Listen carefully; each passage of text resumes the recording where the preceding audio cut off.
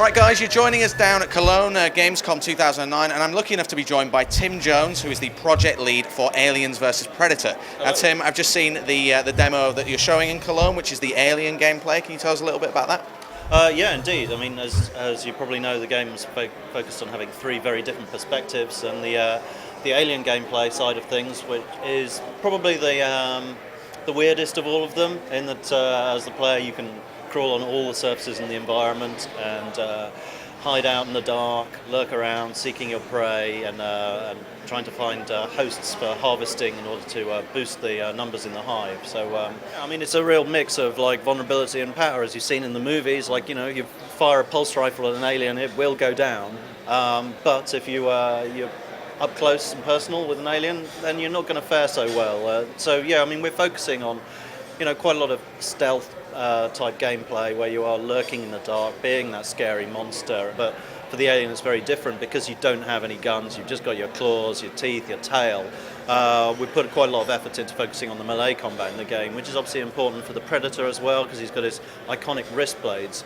So we've got a system where, you know, we've got lighter, fast attacks that you can carry out, but heavy attacks that take longer to do. But if you string enough of them together in the right moment, if you catch someone from behind, then you can stealth kill them really quickly. And if you're good enough taking them on from the front, then you'll get a pretty gruesome kill move where you might do something like spear them through the chest with your tail, or punch a hole in their head with your inner jaws, which it's a good way of getting your health back as well.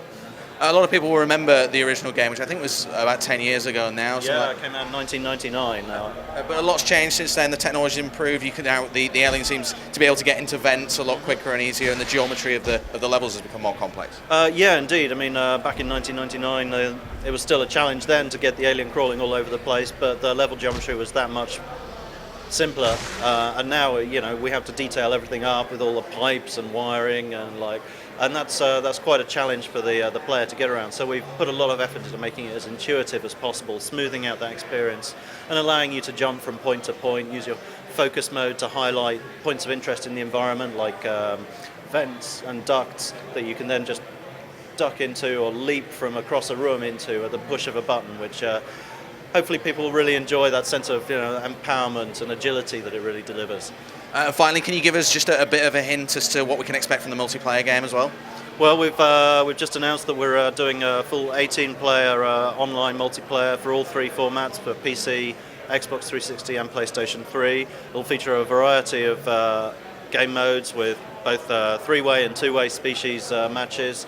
And in addition to that, we've also got a Survivor game mode, as we call it, which is a 4-player online co-op where you can play as up to 4 colonial marines in a point defense mode where you have to survive for as long as you can against essentially never-ending waves of oncoming AI-controlled aliens, which is quite a blast. Okay.